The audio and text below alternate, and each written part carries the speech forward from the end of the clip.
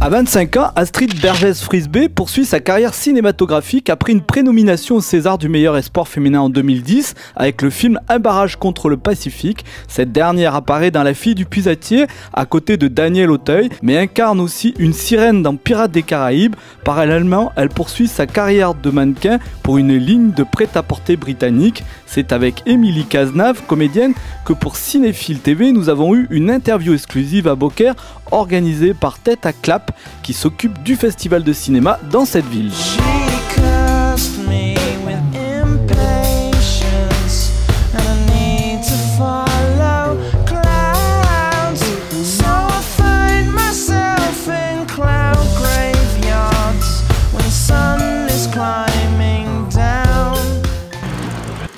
Je suis avec les deux des filles du Puisatier.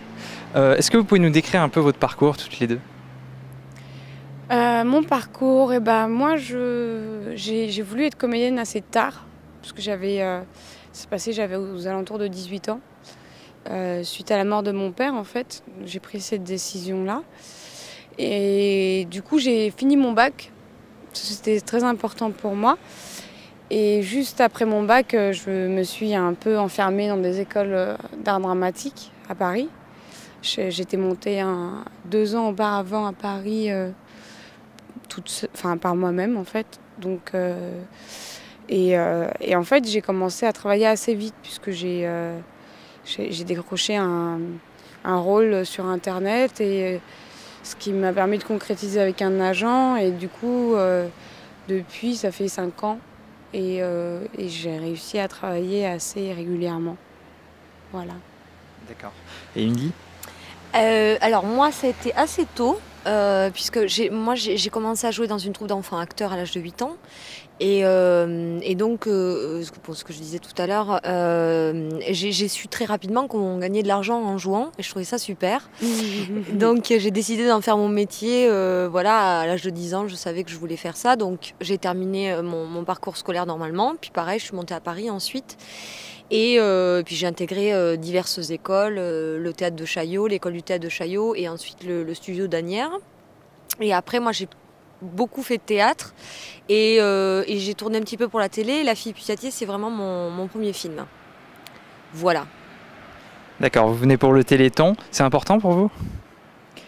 C'est chouette, c'est vrai que moi j'ai jamais fait quoi que ce soit pour une association comme ça auparavant, et c'est vrai que j'y songeais depuis un moment, et là c'est Émilie qui m'a appelée, puisqu'elle connaissait les organisateurs de du festival qui a lieu l'été à Beaucaire, et du coup bref, on essayait depuis un moment de trouver une date, et puis finalement ça s'est fait pour le Téléthon, et c'était génial et je trouve que c'est hyper important, surtout c'est une façon de mêler l'utile à l'agréable en fait. Les gens ont le plaisir d'avoir une projection d'un film qui en plus a été tourné dans la région, enfin en tout cas là c'est le cas, d'un joli film, et en plus chez eux, puisqu'à Beaucaire il n'y a pas de cinéma, donc là ils ont la possibilité d'avoir un cinéma juste à portée de main, de voiture, c'est 5 minutes de voiture, rien du tout. Et en plus, cet argent est reversé au Téléthon, et je trouve que c'est hyper important de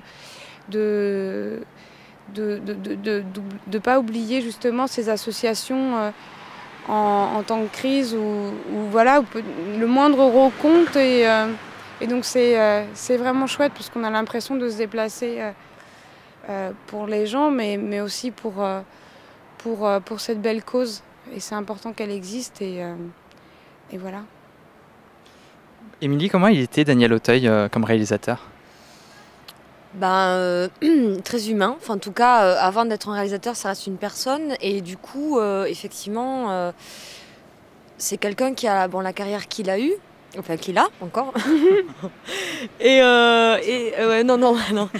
Et du coup, c'est quelqu'un qui a vraiment su garder toute son humanité. Enfin, c'est vraiment quelqu'un de très généreux. Et je crois que sur le tournage, ça s'est vraiment ressenti au niveau de l'ambiance, qui était très familiale. Sabine Azeba me disait sur le tournage, quand elle a su que c'était mon premier film, elle m'a dit bah, dis donc, t'as de la chance parce que ça se passe pas tout le temps comme ça. Et c'est vrai que ouais, je crois que le tournage était à l'image de son tempérament, c'est-à-dire quelqu'un qui aime la simplicité et qui est très généreux de cœur, quoi. Voilà, c'était vraiment un tournage très agréable en tout cas. Et Astrid, tu l'as trouvé comment, toi? Tu l'as trouvé comment, Daniel Auteuil, comme réalisateur?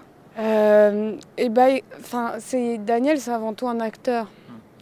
Donc déjà, Pagnol, il a ça dans le sang. Et il le faisait avec tellement de passion. Et voilà, et donc c'est vrai que quand un acteur dirige des comédiens, ça se passe pas du tout de la même façon.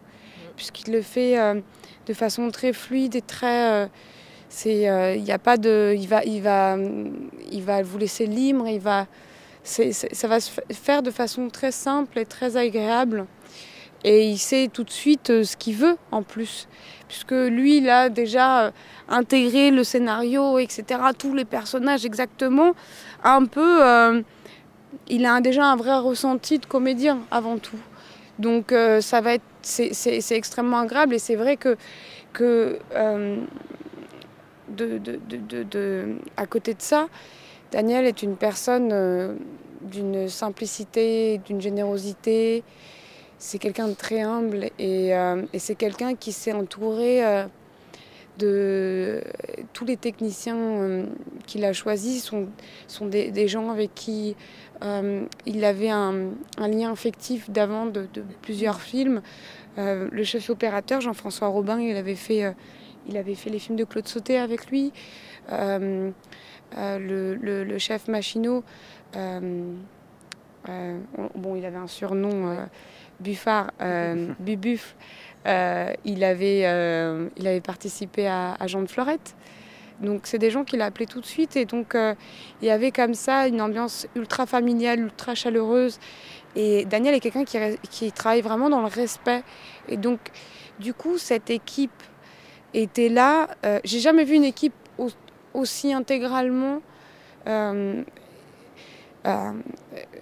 là et donnant autant d'amour.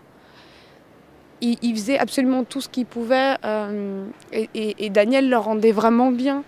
Donc, et je pense que ça se voit dans le film, que ça s'est fait avec beaucoup d'amour et de générosité. Et ça, c'est pas que c'est rare, mais à ce point, oui, c'est rare que les choses soient aussi fluides et se passent aussi bien et dans la bonne humeur et dans beaucoup de passion. Et ça, c'est vraiment... Enfin, humainement, ça a été extrêmement riche, cette histoire. Voilà.